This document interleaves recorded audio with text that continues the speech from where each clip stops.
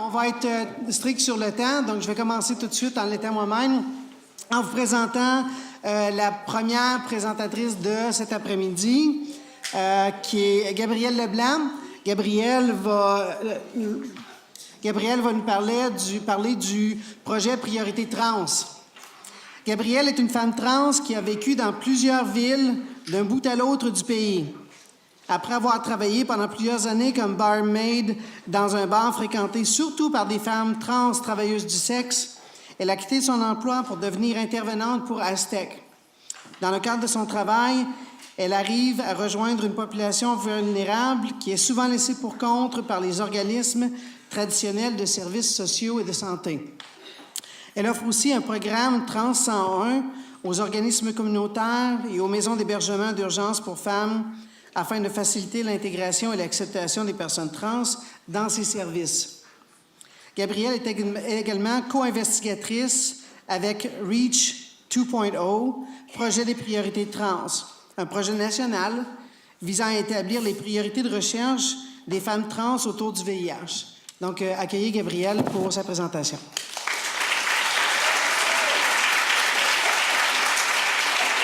Pas stressant pantoute, je connais la moitié de la salle, fait que... j'ai pas besoin de me présenter, c'est parce que c'est Gabrielle numéro 3 dans le fond aujourd'hui, là, c'est pas mêlant. Si vous savez pas comment quelqu'un s'appelle, c'est Gabrielle. Et comme Gabrielle le dit si bien, je vais parler un peu de le projet de recherche sur les priorités trans qui a été subventionné par REACH. C'est un projet qui a commencé quand même il y a trois ans de cela. Et aussi aujourd'hui, je vais vous parler du stigma et des impacts sur les vies des femmes trans touchées par le VIH. C'est notre équipe de recherche, Nora Butler-Burks, moi-même, Zach Marshall, Ivana Ortigas, Yasmine Persad et Aiden Schein. Avec nos collaborateurs. C'est ce que je vais vous parler un peu pour les 15 prochaines minutes. C'est simple en fait, ça le dit, le titre le dit, établir des priorités de recherche pour les femmes trans et le VIH à l'échelle nationale. Donc, on s'est dit que on voulait aller interroger, parler, discuter avec les femmes trans à travers le Canada pour savoir qu'est-ce qu'eux pensaient, qu'est-ce qu'eux voulaient.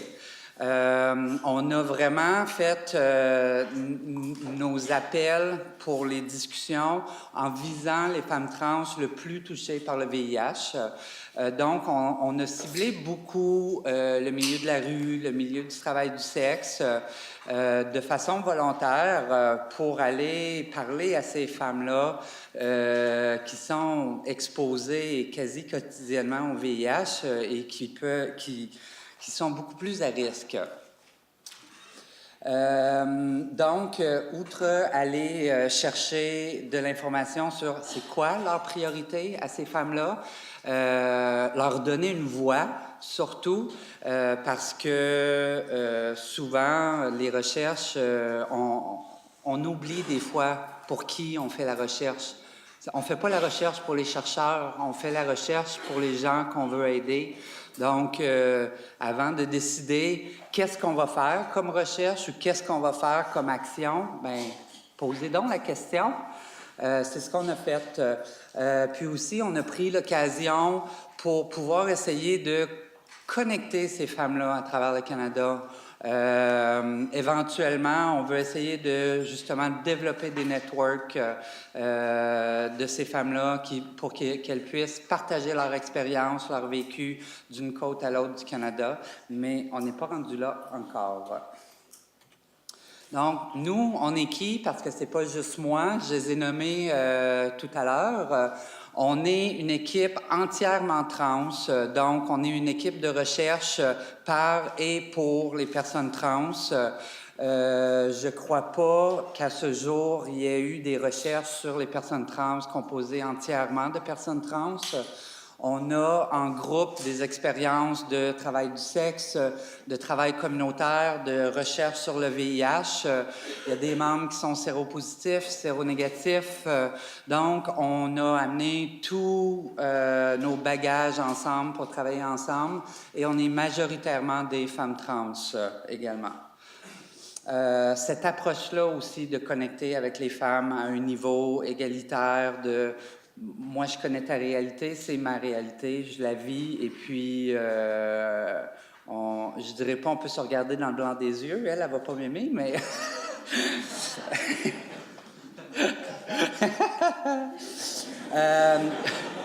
Donc, comment on a fait ça? Bien, on a fait à travers le Canada dans 5 grandes villes. On est allé dans les grandes villes parce que c'était plus facile de rejoindre plus de monde.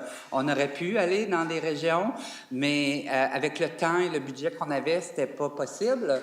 Donc, on est allé à Vancouver, Edmonton, Winnipeg, Toronto, Montréal. On a fait des focus groups, des groupes de discussion d'une dizaine de personnes.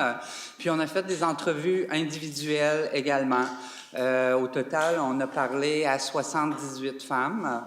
Et puis, on a fait des groupes spécifiques, entre autres à Toronto pour les femmes noires afro-caribéennes, à Montréal, un groupe de femmes latino, et aussi à Winnipeg, un groupe de personnes autochtones pour avoir des réalités un petit peu plus spécifiques. Par contre, à ce moment-ci, on n'a pas assez de décortiquer les données pour avoir des données différentes par rapport aux groupes ethniques. On a aussi fait des sondages en ligne pour des chercheurs ou des fournisseurs de services pour savoir qu'est-ce qu'eux pensaient et des entrevues, soit en personne ou au téléphone, également avec des chercheurs et des informateurs clés. Puis vont s'en venir des genres de petites capsules web ou papier, un petit peu dans l'idée de ce que Transpulse a fait pour sortir un peu plus de données. Ça ressemblait à quoi, les femmes qu'on a rencontrées? Eh bien, sur les 78 femmes qu'on a rencontrées, 38 % de personnes autochtones, de femmes autochtones, 26 % caucasiennes, 18 % Amérique latine, 12 % noires afro-caribéennes et 4 % de l'Asie du Sud ou du Sud-Est. Donc, on a quand même une bonne échantillon. L'âge moyen est à 40 ans, mais ça allait de 18 à 65 ans. Qui étaient les partenaires sexuels de ces femmes-là? On le voit, en majorité des hommes cis. Et puis après ça, un peu tout le monde. Bien sûr. Dans le questionnaire anonyme qu'on leur donnait, 20 % de ces femmes-là ont dit être séropositives, 63 % séronégatives, puis hépatite C, c'est 22 %. Alors, on s'entend bien que ce n'est pas des chiffres représentant la communauté trans en entier, là, c'est vraiment notre petit échantillon. Donc, comme je le disais aussi au début, on voulait aller vers les femmes les plus touchées. Donc, 78 % faisaient du travail du sexe ou font encore du travail du sexe. Et puis, c'est écrit foncé, hein? 72 % utilisent des substances. Alcool non inclus. Donc, pendant les groupes ou pendant le questionnaire, on touchait des points. Les points principaux qu'on touchait, c'était les services existants. Qu'est-ce qu'ils en pensent? C'est quoi leur point de vue par rapport aux services déjà existants? Qu'est-ce qu'ils aimeraient voir comme futur service ou intervention potentielle pour travailler sur le VIH. Et puis, évidemment, c'était quand même des discussions libres, donc plein de sujets ont sorti. Puis l'analyse préliminaire, c'est vraiment 4 points qu'on a ressortis de tout ça, là, les points principaux. Là. Je ne sais pas pourquoi c'est ceux-là qui sont écrits le plus petit, là, mais pour la majorité de ces femmes-là, c'est vraiment travailler sur réduire la stigmatisation. C'était un des points les plus importants de l'étude qui est sortie. Recherche sur les interactions thérapeutiques. Donc, quand je dis recherche sur les interactions thérapeutiques, c'est plus de recherche sur l'interaction de la trithérapie avec l'hormonothérapie, des recherches sur l'efficacité de la PrEP pour quelqu'un qui prend des hormones, ce genre de recherche-là. Étonnamment, pour eux, la priorité d'une cure pour le VIH, ça n'a jamais été mentionné. C'est vraiment pas ça leur priorité. Aussi, améliorer la façon dont les services sont offerts. La déconnexion des services, que les services travaillent en silo, c'était vraiment un problème pour la majorité d'entre elles. Donc, être obligé d'aller voir un professionnel de la santé pour les hormones, un professionnel de la santé pour l'hépatite C, un professionnel de la santé pour le VIH. Et comme on le disait un peu plus tôt ce matin, là, un médecin ne veut pas prescrire ou suivre parce que tu es trans. En tout cas, c'est ça, de pouvoir essayer de réunir ces services-là, c'était important pour elle. Et puis aussi, en tant qu'intervenant, réussir à travailler sur les traumatismes et la violence interpersonnelle. Ça va jusque-là? Donc, sur les 3 points, les 3 derniers points, mais j'en ai parlé là, brièvement. J'ai décrit ce qui était sorti surtout, mais aujourd'hui, je vais parler surtout de la stigmatisation. Donc, on en a parlé beaucoup aujourd'hui de stigmatisation. On la vit à différents niveaux. On la vit pour le VIH. On la vit beaucoup pour les personnes trans. Beaucoup de ces femmes-là qu'on a rencontrées avaient de la misère à en parler entre elles. Aussi, la façon dont les études sont faites en mettant de l'avant les femmes trans comme étant un groupe de population à risque, elles trouvaient que de toujours nommer les femmes trans comme population à risque, ça les stigmatisait encore plus.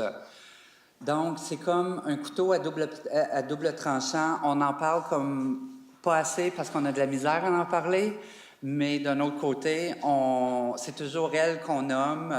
Donc, ça, en tant que groupe, elle trouvait ça vraiment stigmatisant.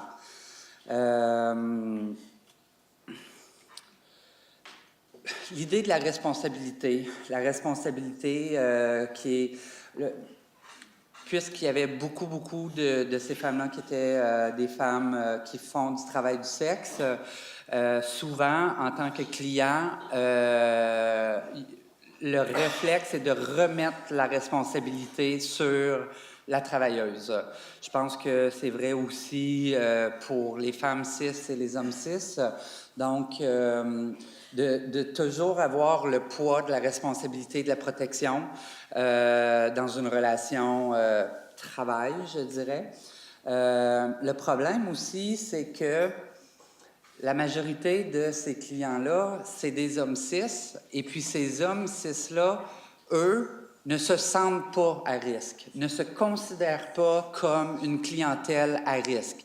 Pour eux, dans leur tête, ça, c'est ce que les femmes nous disaient, comment elles le percevaient. Ils ne voient pas l'importance de se protéger parce que les campagnes de sensibilisation, ils sont faits auprès des ARSA, ils sont faits un peu auprès des femmes trans, pas auprès des hommes cisgenres hétérosexuels, entre guillemets, qui fréquentent ces femmes trans-là. Donc, d'après elle, il y aurait beaucoup de travail à faire de sensibilisation auprès des clients de ces femmes-là. La stigmatisation internalisée, pas internalisée juste à l'intérieur de soi, mais à l'intérieur d'une communauté. Il y a la communauté trans qui est quand même multiple et variée, mais il y a aussi la communauté trans de travail du sexe qui est quand même petite. Beaucoup de ces femmes-là auraient aimé pouvoir parler de leur statut sérologique et hésitent de le faire de peur que ça se sache, de peur que les filles qui font aussi le travail du sexe se servent de ça comme un outil pour dire à un client « Ah, va pas avec elle, elle est séropositive. » Donc, ça crée un espèce d'environnement de crainte où elles ont peur de se dévoiler et d'en parler aux autres. Blâmer la victime, ça, je pense qu'on le voit dans beaucoup de cas. Donc, de dire aux femmes, ben là, c'est ta faute, tu avais juste à faire plus attention. Donc, je pense que c'est pas un discours nouveau, mais c'est intéressant de l'entendre quand même de cette clientèle-là. Ce qu'ils font, encore une fois, qu'elles ont peur d'en parler. L'intersection complexe, l'intersectionnalité et l'isolement. Donc, être trans, isolant, stigmatisant dans certains contextes. Être travailleur du sexe, stigmatisant, isolant. Être séropositif, stigmatisant, isolant. Donc, là, on mélange tout ça. En plus d'avoir les services de soins de santé en silo, beaucoup de travail à faire à ce niveau-là. D'information, d'éducation, je pense, beaucoup de sensibilisation.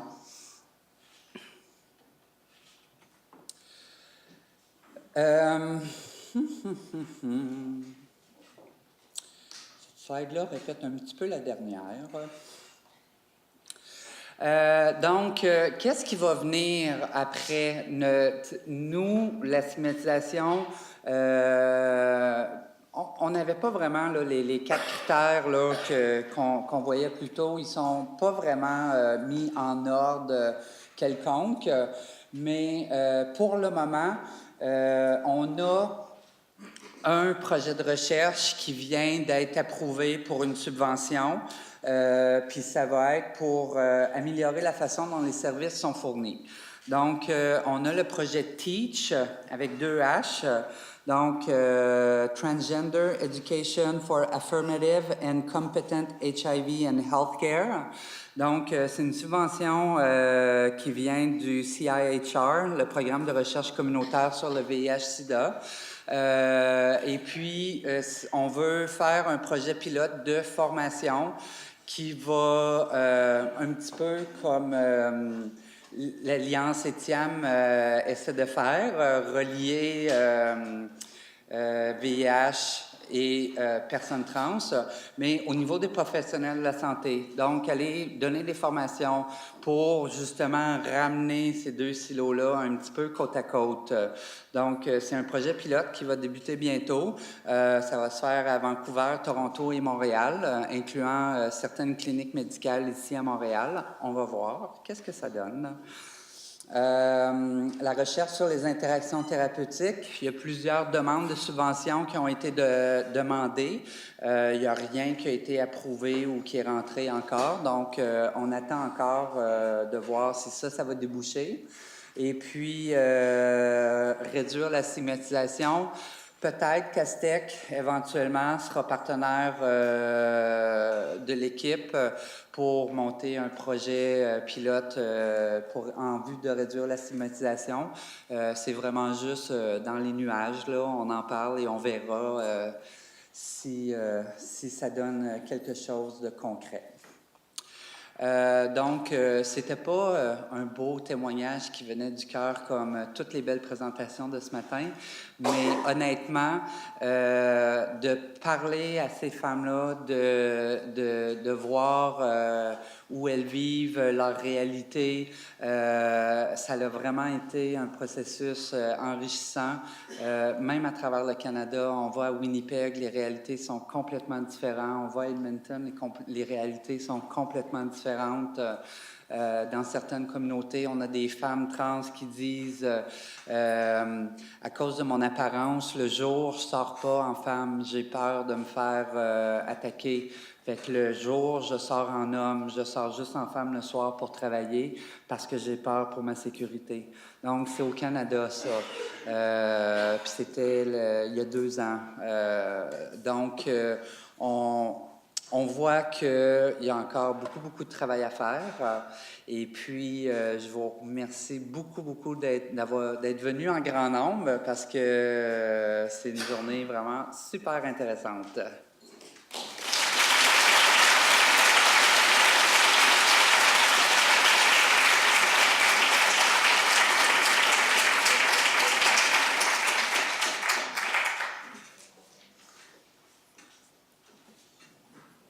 On va passer aux questions, puis après-midi, on s'est gâtés, on a même 2 micros. Puis on a 8 minutes, donc on a le temps pour une couple de questions. Alors moi, j'ai une question. Recherche sur les interactions thérapeutiques. Est-ce qu'à l'étranger, il existe quelque chose là-dessus? Pas à notre connaissance. Les seules interactions thérapeutiques qu'on voit, c'est au niveau des femmes cisgenres et du taux hormonal. Là. Pas au niveau... Il n'y a pas de recherches cliniques qui ont été faites avec un groupe de population femmes trans ou même hommes trans uniquement. Et puis, comme on l'a mentionné aussi plus tôt ce matin, quand il y a des données pour les personnes trans, c'est des données qui sont tout mélangées avec un groupe de femmes ou d'hommes cis. Donc, c'est pas quelque chose qui sert à quelque chose parce que c'est 1, 2, tu sais, c'est un très petit nombre. Donc, ce qu'on essaie de faire, c'est vraiment un groupe monitoré uniquement femmes trans. Ouais. Au niveau des actions de sensibilisation qui peuvent être entreprises ou des campagnes de communication, bon, c'est sûr que le témoignage et les histoires personnelles, ça peut avoir un impact vraiment important au niveau de la population en général, des intervenants, sauf qu'on ne veut pas nécessairement instrumentaliser les vécus des personnes, puis de s'assurer que les personnes témoignent dans un contexte sécuritaire. C'est pas toujours facile de trouver des personnes qui ont envie de livrer ça. Donc, quelles autres actions de sensibilisation peuvent être faites? Est-ce que c'est simplement de répéter les statistiques, répéter des histoires? Y a-t-il autre chose qui pourrait être fait? Répéter des statistiques, honnêtement, je pense pas, là. Pour les universitaires, peut-être, là, mais en communauté, c'est pas ça qui a vraiment beaucoup d'impact. Nous, une des idées qu'on avait pensées, c'était de créer des capsules vidéo, de les diffuser at large en ayant des gens qui témoignent, mais l'avantage, c'est qu'on peut, en les faisant nous-mêmes, c'est nous qui les éditons, et puis quitte à les faire à visage caché ou à voix cachée pour protéger justement la sécurité ou le revenu de ces femmes-là, c'est une idée qu'on avait.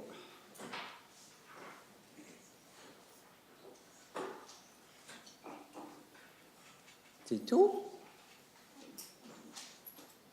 Bien, merci beaucoup.